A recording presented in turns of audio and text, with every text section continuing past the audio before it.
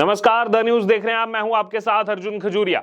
हाल ही में आप देख रहे होंगे कि ज्योतिर्मठ के शंकराचार्य स्वामी अविमुक्तेश्वरानंद वो काफी ज्यादा सुर्खियों में हैं और ये सुर्खियां तब ज्यादा बनने लगी जहां एक तरफ उनको देखा गया अनंत अंबानी की शादी में और दूसरी तरफ उसके बाद वो मातोश्री पहुंचे। मातोश्री जो कि उद्धव ठाकरे का निवास स्थान है और वहां जाकर जो स्टेटमेंट दी, उस स्टेटमेंट से कहीं ना कहीं अब खुद जो है वो कटघरे में खड़े नजर आ रहे हैं। जी हां, आपको बता दें, उन्होंने स्टेटमेंट दी थी कि उद्धव ठाकरे के साथ विश्वासघात हुआ है, हम उनके साथ हुए विश्वासघात पर दुखी हैं और उन्होंने कहा कि हमारा दुख तब तक नहीं जाएगा जब तक वह दोबारा मुख्यमंत्री नहीं बन जाते। अब ये जैसे ही स्टेटमेंट सामने आई, इसके बाद जो है देश भर से प्रतिक्रिया आना शुरू हो गई और खुद जो है ये कहा जा रहा है कि जो स्वामी अविमुक्तेश्वरानंद शंकराचार्य हैं, राजनीति से क्या लेना देना है उनका, लेकिन राजनीति पर सवाल जो है वो खड़े कर रहे हैं।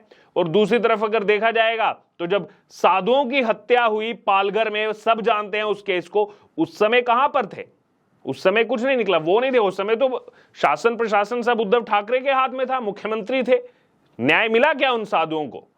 बहरहाल, सबसे पहले मैं आपको प्रतिक्रिया सुनाना चाहूंगा कल्की धाम के पीठाधीश्वर आचार्य प्रमोद कृष्णम आचार्य जी की। सुनिए जरा वो क्या कह रहे हैं। देखिए, उद्धव ठाकरे जी के साथ या देवेंद्र फडणवीस जी के साथ विश्वासघात हुआ, किसके साथ विश्वासघात हुआ, इसका फैसला महाराष्ट्र की जनता करेगी। लेकिन हिंदुत्व के साथ विश्वासघात करने पर क्या कहा जाएगा? जिन्होंने बाला साहब ठाकरे साहब की विचारधारा के साथ विश्वासघात किया हो, उस पर क्या कहा जाएगा? पूज्यपाद शंकराचार्य जी को जरूर बताना चाहिए कि जिन्होंने छत्रपति शिवाजी महाराज की विचारधारा के साथ विश्वासघात किया है, उस पर क्या कहा जाएगा? जिन्होंने सनातन की और हिंदुत्व की विचारधारा के साथ विश्वासघात किया है, उस पर क्या कहा जाएगा? जिन्होंने वीर सावरकर की विचारधारा के साथ विश्वासघात किया है, उस पर क्या कहा जाएगा? तो शंकराचार्य जी को इस पर प्रकाश डालना चाहिए और मुझे पूरा भरोसा है कि पूज्यपाद शंकराचार्य जी इस पर जरूर प्रकाश डालेंगे कि राष्ट्र बड़ा है या राजनीति, सनातन बड़ा है या सियासत। जिन्होंने भारत माता के साथ विश्वासघात किया हो, उस पर क्या कहा जाए? जिन्होंने वंदे मातरम के साथ विश्वासघात किया हो, उस पर क्या कहा जाए? उसको क्या कहा जाए? पाप या पुण्य? मुझे नहीं पता कहां से किसकी चोरी हुई है। अगर सोना चोरी हुआ है, शंकराचार्य जी ये बात कह रहे हैं, तो जरूर जांच होनी चाहिए। राज्य सरकार को इसकी जांच करनी चाहिए। उन्होंने ये भी कहा है कि मोदी के खिलाफ नहीं है, लेकिन जो कर रहे हैं वो सब गलत कर रहे हैं। नरेंद्र मोदी पूरी दुनिया में एक अकेले ऐसे नेता हैं जिनका नाम भारत के इतिहास में सम्राट विक्रमादित्य, चंद्रगुप्त मौर्य, हर्षवर्धन, समुद्रगुप्त और सम्राट अशोक के बाद स्वर्ण अक्षरों में लिखा जाएगा। नरेंद्र मोदी एक अकेले ऐसे नेता हैं देश की आजादी के बाद और देश की आजादी से पहले जो सनातन के ध्वजवाहक के रूप में पूरे विश्व के पटल पर, जिन्होंने भारत का और सनातन का ध्वज पूरे विश्व के पटल पर फहराने का काम किया है। मुझे नहीं लगता कि नरेंद्र मोदी जी से ज्यादा किसी ने भी सनातन का काम किया है, राष्ट्र का काम किया है। मां भारती के सच्चे सपूत हैं मोदी।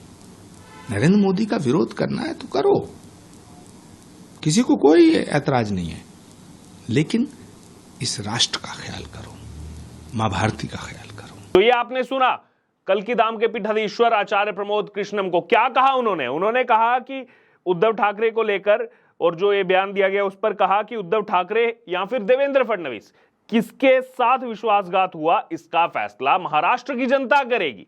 आगे उन्होंने कहा कि हिंदुत्व के साथ विश्वासघात करने पर क्या कहा जाएगा। दरअसल यह उस संदर्भ में कहा गया जो पालघर में साधुओं की हत्या हुई, क्या एक्शन देखने को मिला। भीड़ ने जो है निशाना बनाया, पुलिस वहां पर मौजूद थी और उस समय हुआ तो हुआ, उसके बाद हुआ तो वो भी गलत, लेकिन उसके बाद क्या उस समय की महाराष्ट्र सरकार जिसके मुख्यमंत्री उद्धव ठाकरे थे, क्या उनको एक्शन नहीं लेना चाहिए था? क्या सख्ती नहीं बरतनी चाहिए थी? क्यों नहीं बरती गई? आगे सुनिए।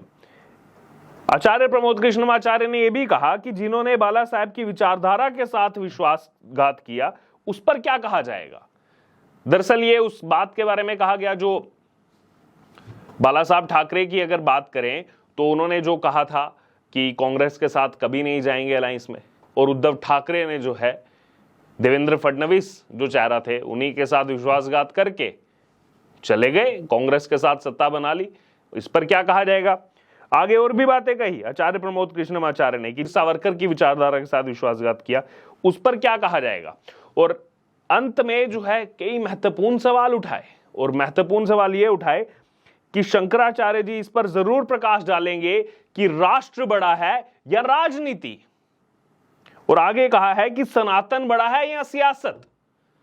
आपको चुनना होगा, सनातन आपके लिए बड़ा है, आप शंकराचार्य हैं, या फिर सियासत आपके लिए बड़ी है, राष्ट्र आपके लिए बड़ा है या फिर राजनीति। और मैं आपको यह भी बता दूं दर्शकों कि स्वामी अविमुक्तेश्वरानंद जो हैं, इनके बारे में पहले से ही ये विवादों में रहे हैं। जी हां, आपको ये भी मैं बता दूं कि जो ये शंकराचार्य हैं, इन पर पहले से कई सवाल उठते आए हैं। इतना ही नहीं, न्यायालय ने भी स्वामी अविमुक्तेश्वरानंद को ज्योतिष पीठ का नया शंकराचार्य बनाने पर रोक लगाई थी। जी हां, न्यायालय ने भी रोक लगाई थी, और याचिका में कई सारे आरोप थे। सुप्रीम कोर्ट ने स्वामी अविमुक्तेश्वरानंद सरस्वती को उत्तराखंड में ज्योतिष पीठ का नया शंकराचार्य बनाने की प्रक्रिया पर रोक लगा दी थी उस समय, और ये मामला जो है ये 2022 का है, अक्टूबर 2022 का। और केवल न्यायालय ने रोक नहीं लगाई, लोगों का भी यही मानना है। अगर मैं आपको थोड़ा सा पीछे ले जाऊं,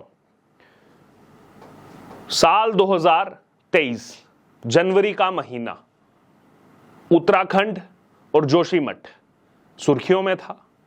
जोशीमठ में सब जानते हैं दरारें आ रही थी, हम भी कवरेज करने वहां गए थे, और उस समय उत्तराखंड के मुख्यमंत्री पुष्कर सिंह धामी वहां पर थे, और उसी समय जो है स्वामी अविमुक्तेश्वरानंद भी वहां पर आए थे बाद में।